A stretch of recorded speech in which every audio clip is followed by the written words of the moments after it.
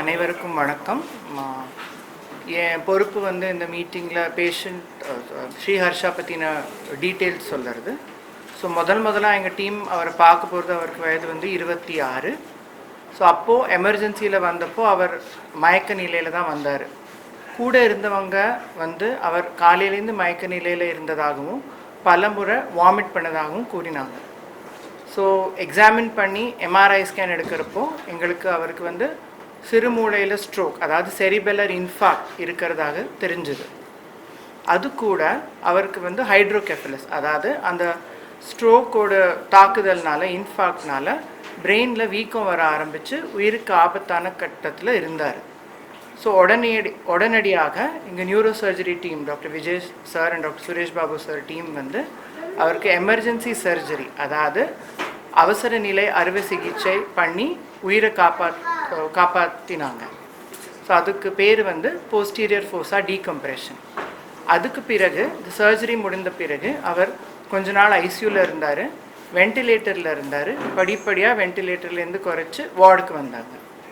இந்த சின்ன வயதில் 26 வயதுலேயே ஏன் அவருக்கு ஸ்ட்ரோக் வந்தது, அதுக்கு காரணம் நாங்கள் கண்டுபிடிக்கிறப்போ அவருக்கு இந்த ஆன்டி ஃபாஸ்போலிபிட் ஆன்டிபாடி சிண்ட்ரோம், அதாவது ஒரு ஆட்டோ இம்யூன் கண்டிஷன், நம்ம நோய் எதிர்ப்பு தன்மையை நம்மளுக்கு எதிராக வேலை பண்ணுற ஒரு நோய் இருக்கதாக தெரிஞ்சுது.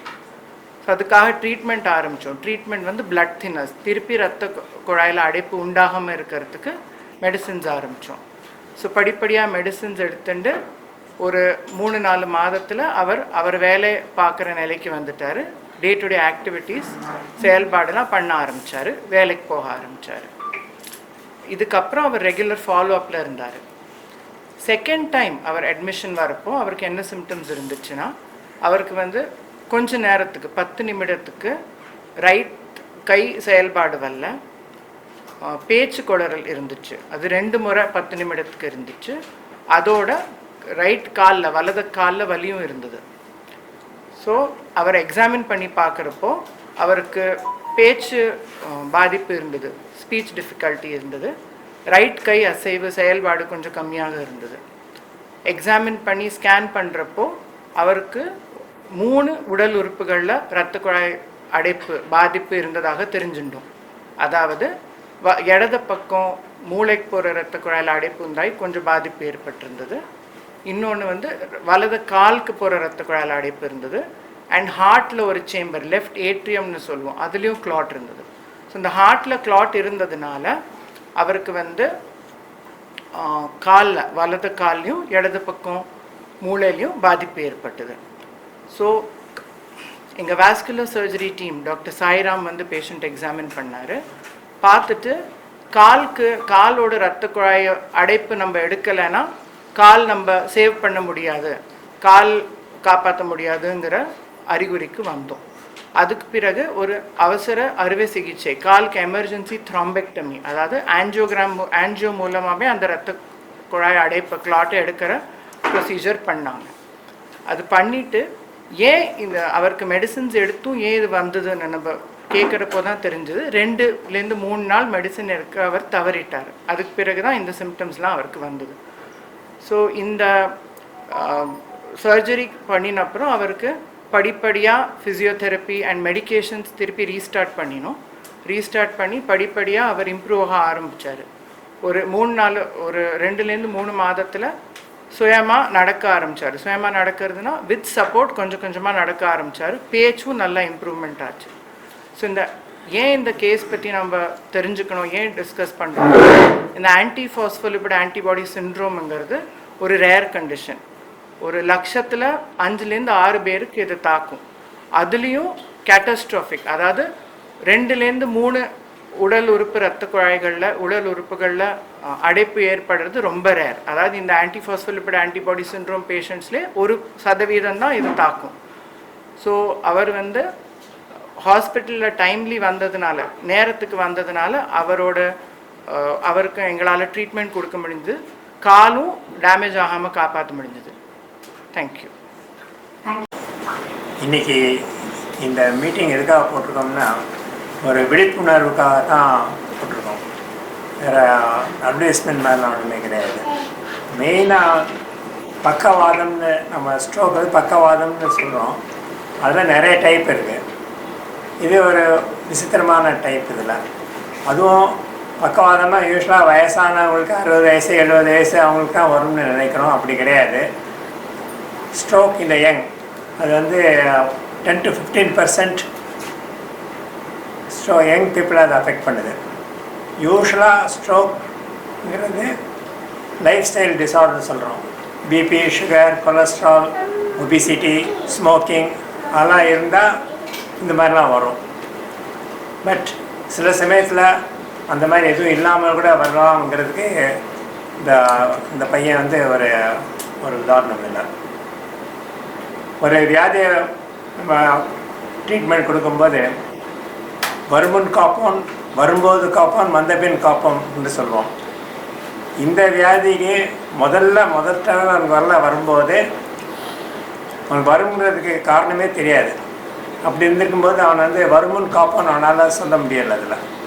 ஆனால் வந்த உடனே ஆஸ்பத்திரிக்கு வந்ததுனால நாங்கள் இதை ஆப்ரேஷன் பண்ணி அந்த மூளை வீக்கம் வந்து மூளை தண்டை அமுக்கிட்டு இருந்துச்சு. அதை டாக்டர் விஜயசங்கரன் டீமில் வந்து ஆப்ரேட் பண்ணி அதை ரிலீஸ் பண்ணனால அவன் உயிர் படைத்தான்.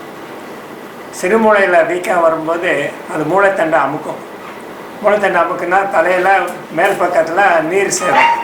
அந்த நீர் சேரும்போது அவங்களுக்கு மூச்சு திணறல் வந்து கொலாப்ஸ் ஆகிடுவாங்க.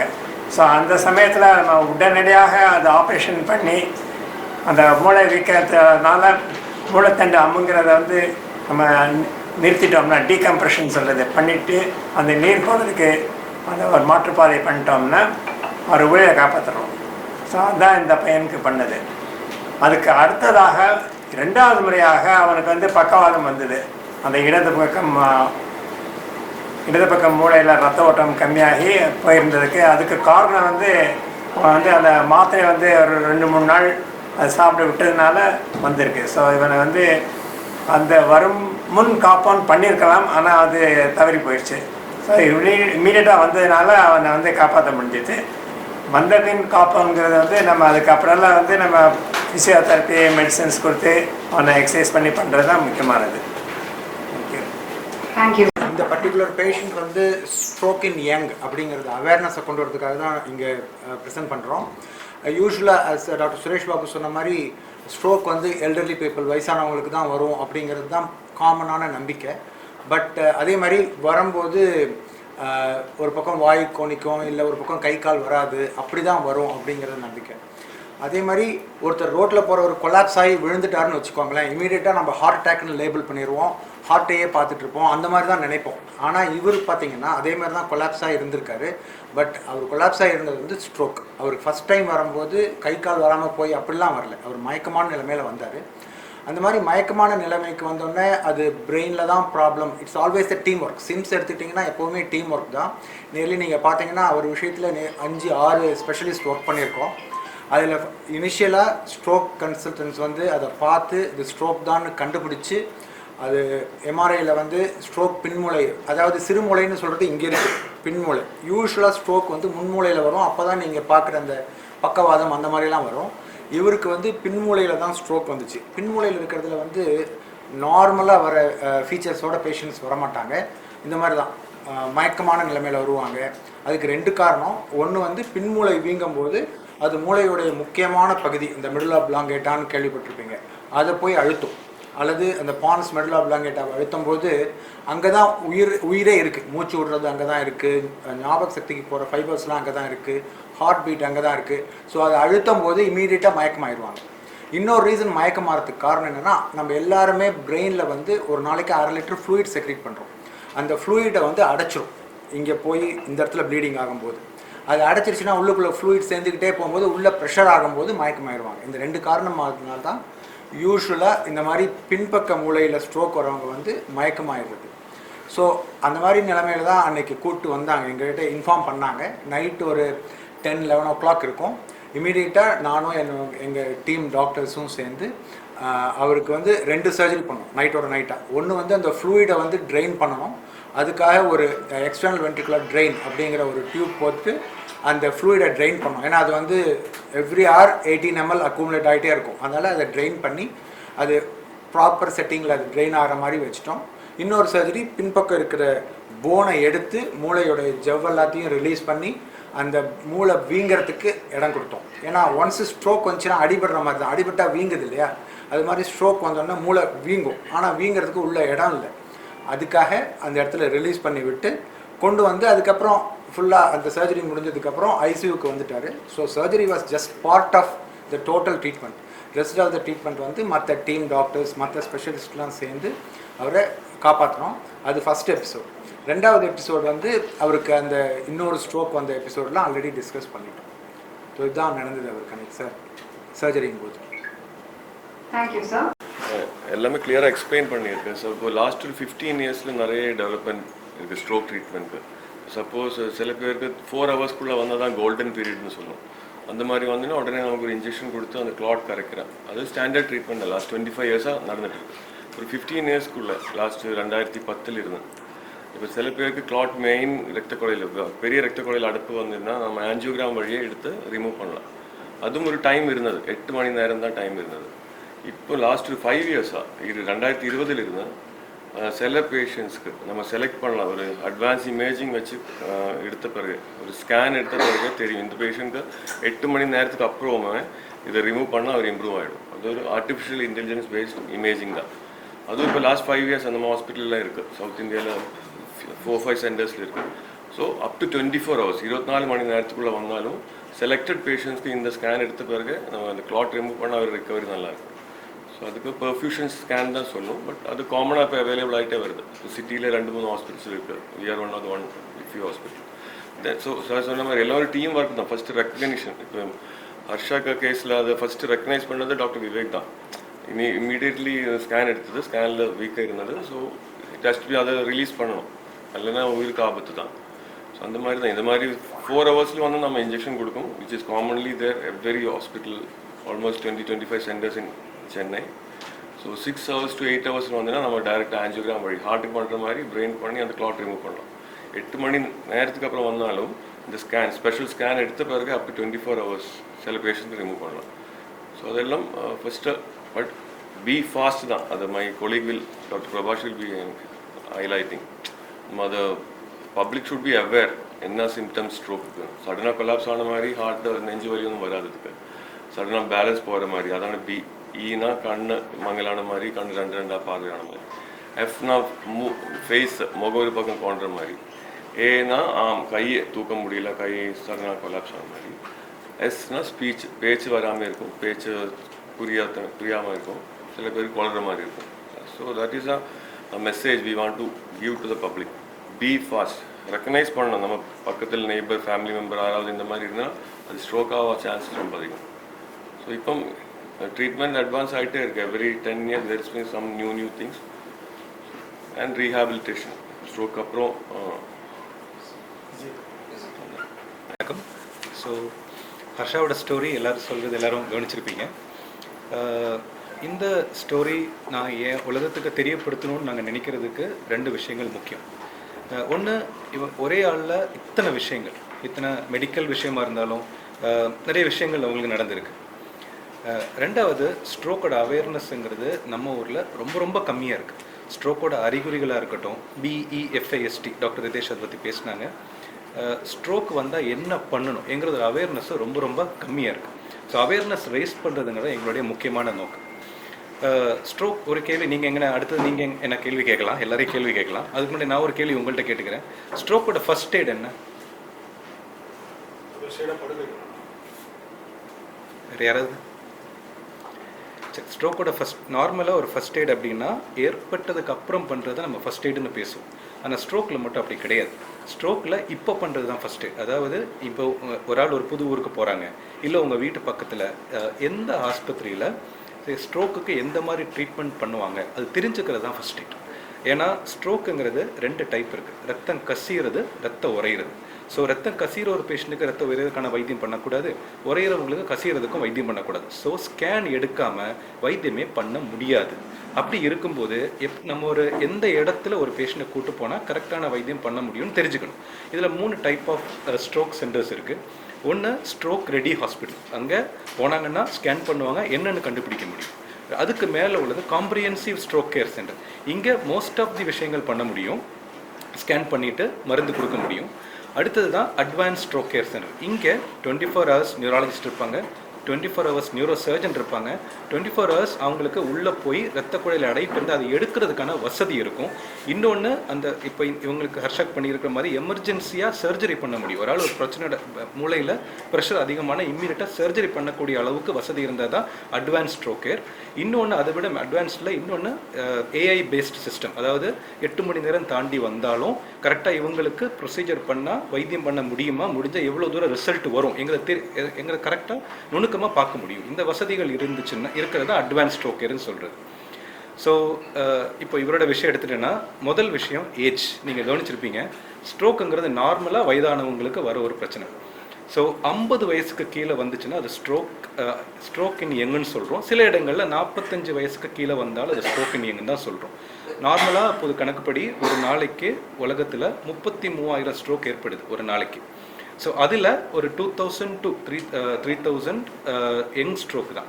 ஸோ 10 to 15% யங் ஸ்ட்ரோக் தான். ஸோ யங் ஸ்ட்ரோக்குக்கும் மற்ற ஸ்ட்ரோக்குக்கும் பெரிய ஒரு வித்தியாசம் இருக்குது. என்னென்னா, நம்ம காரணங்கள் யங் ஸ்ட்ரோக் மற்ற எல்லாருக்கும் நம்ம காரணங்கள் கண்டுபிடிப்போம்.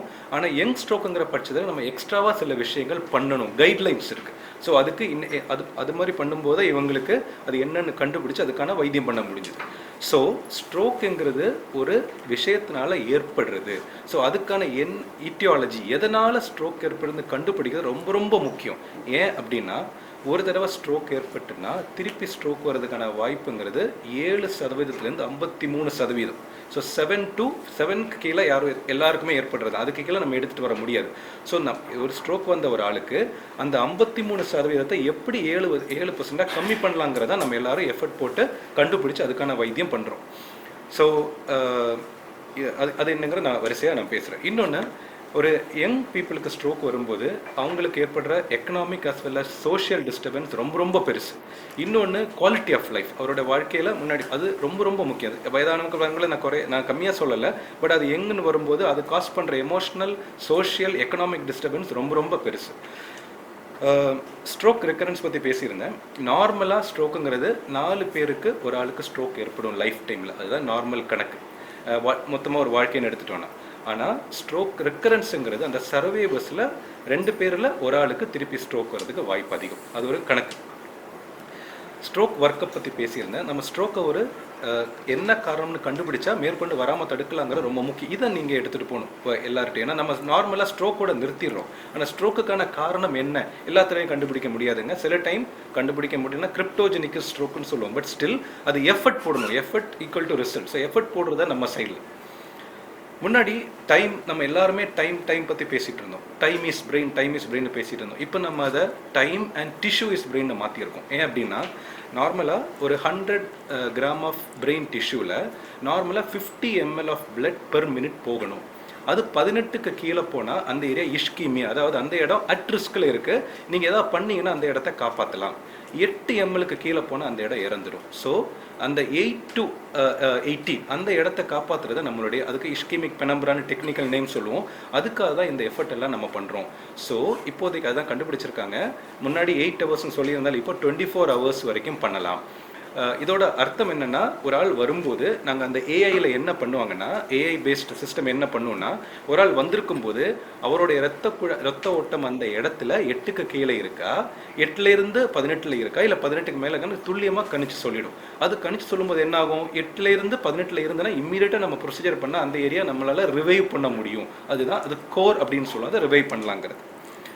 இன்னொன்று, நார்மலாக ஸ்ட்ரோக் ட்ரீட்மெண்ட் பற்றி பேசணுன்னா 4 பிரிக்கலாம். ஒன்று ஹைப்பர் அக்யூட், இம்மீடியட்டாக வித்தின் 4.5 hours நம்ம ஒரு எல்லாருக்குமே ஸ்ட்ரோக் ஏற்பட்டுது, ரத்த ஓட்டம் கம்மியானதாக வந்த ஸ்ட்ரோக்குன்னா இம்மீடியட்டாக ஒரு மருந்து கொடுத்து கிளாட் பஸ்டிங் கொடுத்து பண்ணலாம்.